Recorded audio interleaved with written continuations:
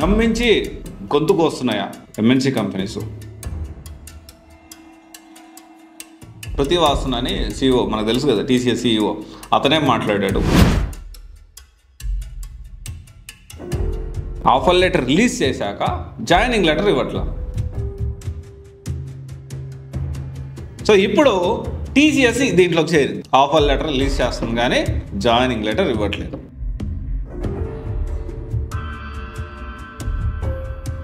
TCS అనేది government ఉద్యోగం అలాంటిది అనే అపోహ నుంచి ఖచ్చితంగా ఇప్పుడు మనం బయటకు రావాల్సిన అవసరం ఉంది. ఆ TCS కూడా బెంచ్ టైం కూడా చాలా వరకు తగ్గించింది. I think 45 days 40 days. MNC కంపెనీలు ఏవైతే ఉన్నాయో రోజు రోజుకి దిగజారిపోతూ ఉన్నాయి.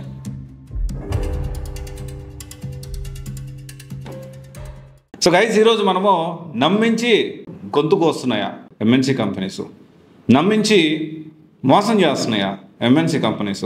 ఈరోజు టాపిక్ అయితే ఇదే. చాలా విషయాలు ఉన్నాయి. సో వీడియో పూర్తి వరకు చూసి కంక్లూజన్కి రండి. అంటే ఒక వీడియో స్టార్టింగ్ నుంచి చివరి వరకు చూస్తే వీడియో ఏంటి, ఏం చెప్పాలనుకున్నది మీకు పూర్తిగా అర్థమవుతుంది. సో వీడియో స్టార్టింగ్లో చూసేసి ఒక 1 minute చూసేసి, ఒక 30 seconds చూసేసి, ఒక 2 minutes చూసేసి ఒక కంక్లూజన్కి అనేది రావద్దు. ప్రతివాసన్ అని CEO, మనకు తెలుసు కదా, TCS CEO, అతనే మాట్లాడాడు. ఈ ఎంఎన్సీ కంపెనీస్ నమ్మించి గొంతుకు వస్తున్నాయా, నమ్మించి మోసం చేస్తున్నాయా? ఇంత పెద్ద మాటలు నేను ఎందుకు మాట్లాడాల్సి వస్తుంది? సో అది కూడా నేను ఖచ్చితంగా మీకు చెప్తాను. సో అయితే ఒక సినారియో ఉంది. అంటే జనరల్గా పేరెంట్స్, పేద మధ్య తరగతి పేరెంట్స్ ఎలా ఉంటారంటే, కడుపు కట్టుకోనైనా తిన్నా తినకపోయినా మన పిల్లల్ని చదివిస్తే చాలు. ఎందుకని ఆ విధంగా రిక్షా తొక్కే నాన్న కాడి నుంచి కూలి పని చేసుకునే వాళ్ళైనా, లేకపోతే ఇంకొక పని చేసుకునే వాళ్ళైనా, ఒక ఆటో తోలుకునే వాళ్ళైనా కానీ, చిన్న చిన్న వృత్తి పనులు చేసుకునే వాళ్ళు, రోజువారీ వ్యవసాయ కూలీ చేసుకునే వాళ్ళు కూడా వాళ్ళు ఏం ఆలోచిస్తారు తెలుసా? నా పిల్లల్ని చదివించాలి, నేను తిన్నా తినకపోయినా భగవంతుడా నాకు ఈ కష్టాలు నాకు వస్తే వచ్చే కానీ నా పిల్లలకి రాకూడదు. సో వాళ్ళకి నేను ఆస్తి ఇవ్వలేకపోతున్నా, ఎట్లాగైనా కానీ వాళ్ళకి మంచి విద్యనిస్తే వాళ్ళు హ్యాపీగా బతికేస్తారు అని ఆలోచిస్తారు. అలాగ ఆలోచించే అందరు చదివిస్తారు. సో చదివించి బీటెక్లు, డిగ్రీలు, MCAలు, MBAలు నానా కష్టాలు పడి తంటాలు పడి చదివిస్తారు. సో వీళ్ళు కూడా రకరకాల ప్రెజర్స్, సొసైటీ ప్రెజర్స్ వీళ్ళు కూడా అంతా ఫేస్ చేసి కష్టపడి చదువుకొని డిగ్రీ, బీటెక్ అయిపోయిన తర్వాత ఎందుకునే ఏదన్నా జాబ్ సంపాదిద్దాము, ఇనిషియల్గా ఏదైనా ఉద్యోగం సంపాదిద్దాం అనుకుంటారు. ఇలాంటి టైంలోనే ఒక క్యాంపస్లోనో లేకపోతే ఆఫ్ క్యాంపస్లోనో ఆన్ క్యాంపస్లోనో ఒక మంచి MNC కంపెనీ వచ్చి మీకు ఇంటర్వ్యూ కండక్ట్ చేసింది. ఇంటర్వ్యూ కండక్ట్ చేసిన తర్వాత ఆ MNC కంపెనీ వచ్చేసి ఆఫర్ లెటర్ రిలీజ్ చేసింది. ఎవరైతే ఇన్ని సంవత్సరాల నుంచి వెయిట్ చేసి కష్టపడి ఎందుకు జాబ్ తెచ్చుకోవడానికి, ఫైనల్లీ ఆ జాబ్ వచ్చింది. జాబ్ వచ్చిన సంతోషంలో అందరికీ కూడా చెప్పుకున్నారనమాట. అందరికీ చెప్పుకుంటూ ఉంటారు. జనరల్గా జరిగేది ఇది. సో మా వాడికి ఉద్యోగం వచ్చింది, ఇంకా మాకు ఇబ్బంది లేదు. మా వాడికి ఉద్యోగం వచ్చింది, ఇంకా మాకు దిగులు లేదు. సో అంటే అతను ఏదో తీసుకొచ్చి ఇప్పటికిప్పుడు వీళ్ళు తల్లిదండ్రులు పోషిస్తారని కాదు, 100% చెప్తున్నా. చాలా వరకు తల్లిదండ్రులు పిల్లల మీద ఆధారపడడానికి ఇష్టపడరు. మనం ఎందుకు భారం కావాలి అని ఆలోచిస్తారు. వాళ్ళ సంతోషం, నా పిల్లోడు ఇంక సెటిల్ అయిపోయాడు, నాకేమన్నా అయినా పర్వాలేదు, అమ్మయ్య నా కొడుకు కానీ నా కూతురు కానీ వాళ్ళ కాళ్ళ మీద వాళ్ళు నిలబడ్డారు, నేను ఎన్ని సంవత్సరాలు పడిన కష్టానికి నాకు ఫలితం దొక్కింది అనుకుంటారు. కానీ ఇప్పుడు ఏం చేస్తున్నా తెలుసా, కొన్ని MNC companies offer letter release చేశాక జాయినింగ్ లెటర్ ఇవ్వట్లా. కేవలం ఈ ఆఫర్ లెటర్స్ని నా దగ్గర ఇంతమంది ఎంప్లాయీస్ నా దగ్గర ఉన్నారు అని చూపించి, వీళ్ళని చూపించి వాళ్ళు ప్రాజెక్టులు తెచ్చుకొని ఆ తర్వాత ఈ ఆఫర్ లెటర్లు కూడా క్యాన్సిల్ చేసే పరిస్థితి ఇప్పుడు ఉంది. అంటే నమ్మించి ఉద్యోగం ఇస్తానని ఇంటర్వ్యూ కండక్ట్ చేసిన తర్వాత ఆఫర్ లెటర్ రిలీజ్ చేసిన తర్వాత కేవలం కొన్ని ప్రాజెక్టులు తెచ్చుకోవడానికే ఈ రిక్రూట్మెంట్ చేస్తున్నాయా, నమ్మించి మోసం చేస్తున్నాయా, నమ్మించి గొంతుకు వస్తున్నాయా అనే విధంగా ఈరోజు పరిస్థితి ఉంది.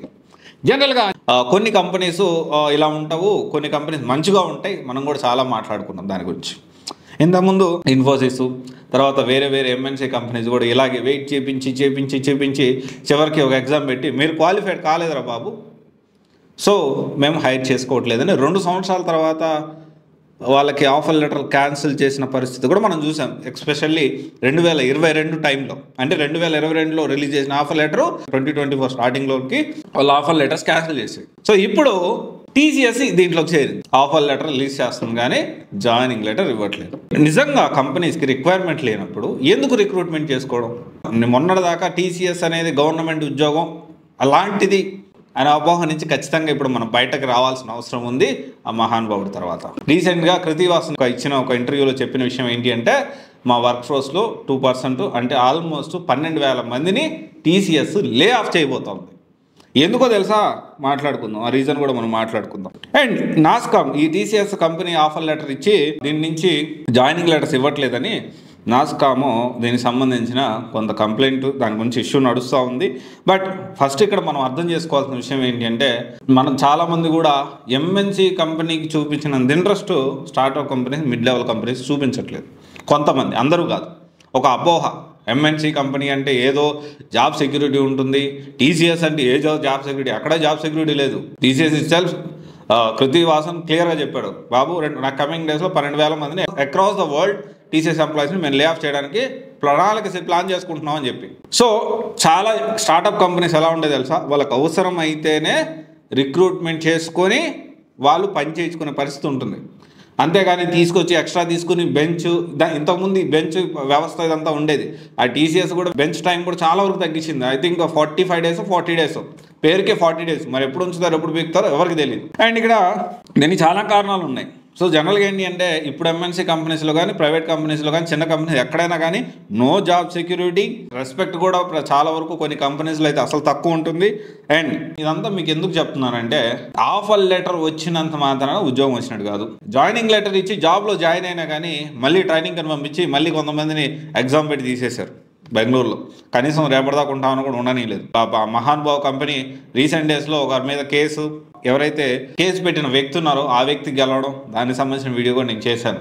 ఎంఎన్సీ కంపెనీలు ఏవైతే ఉన్నాయో రోజు రోజుకి దిగజారిపోతూ ఉన్నాయి అని అందరూ అనుకుంటా ఉన్నారు. రియాలిటీ ఏంటి అంటే, ప్రతి కంపెనీ పెట్టేది డబ్బులు సంపాదించుకోవడానికి, బిజినెస్ చేయడానికి. సో వాళ్ళకి ఏమి పాపపుణ్యాలు అనేవి ఏమి ఉండవు. సో అందుకనే మీరు అందరికీ కూడా చెప్పేది విషయం ఏంటి అంటే, ఎంఎన్సీ కంపెనీస్ ఆఫర్ లెటర్ ఇచ్చినంత మాత్రం జాబ్ వచ్చినట్టు కాదు. Point number 1. సో మీరు జాబ్లో జాయిన్ అయిన తర్వాత కూడా మీ జాబ్ను కాపాడుకోవాలంటే ఎప్పటికప్పుడు అప్డేట్ అవ్వాలి. Point number 2. అండ్ ఎప్పుడు కూడా అప్డేట్ అవ్వకపోతే, నేను జాబ్ వచ్చేసింది అని అందరూ ముందే అందుకు చెప్పుకోకండి. ఆఫర్ లెటర్ వచ్చిన వెంటనే అందరికీ టంక్ వేయకండి. టంక్ వేయడం అనేది కరెక్ట్ కాదు ఇప్పుడున్న సిచ్యువేషన్లో. డెఫినెట్లీ హ్యాపీ మూమెంట్ షేర్ చేసుకోవాలి. జాయిన్ అయినప్పుడు మీ దగ్గర వాళ్ళు ఎవరైతే ఉన్నారో వాళ్ళకి మీరు షేర్ చేసుకోవచ్చు. అండ్ ఈ ఏదైతే టీసీఎస్ కంపెనీ జాబ్ పక్కా, అసలు జాబ్ వస్తే పోదు అనే అపోహ నుంచి బయటకు రావాల్సిన పరిస్థితి ఇప్పుడు ఉంది. వాళ్ళు చెప్పిన రీజన్ కూడా ఏంటో తెలుసా? ఏఐ అండ్ క్లౌడ్ ఆటోమేషన్ మీద గ్రిప్ లేదు, అంటే వాళ్ళకి నాలెడ్జ్ లేదు.